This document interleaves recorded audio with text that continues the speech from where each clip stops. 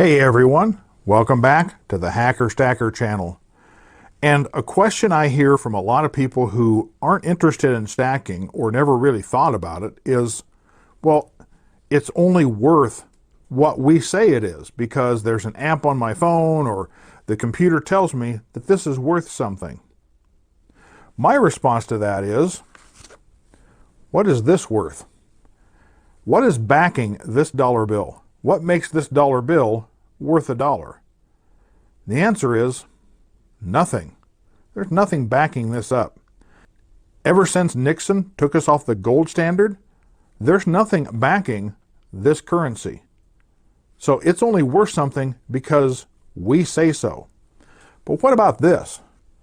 This has been considered currency, money, for thousands of years by people all over the world.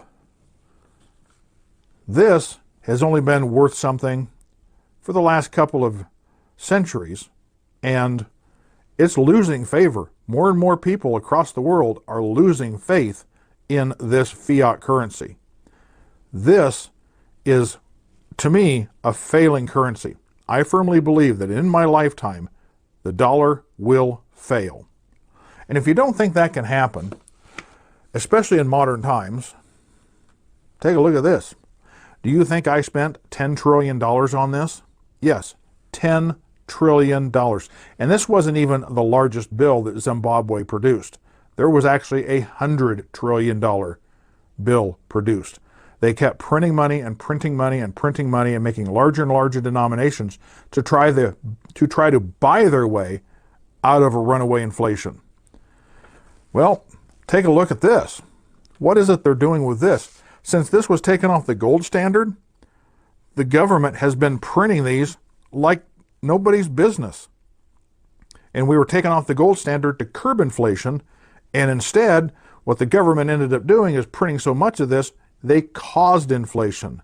That legalized counterfeiting is what makes this only worth 1% of what it was when I was born.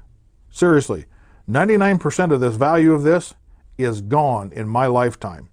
And you think that's going to all of a sudden correct itself? I don't think so. Since 1960, I think only 1 year we haven't had a positive inflation rate. And I think that was 2009, and it wasn't very much a negative inflation rate. So every year that goes by, this is worth less and less and less. But you can't say the same thing about this, because for thousands of years, people have accepted this. Don't believe me? Look in your Bible. Silver is mentioned over 300 times in the Bible.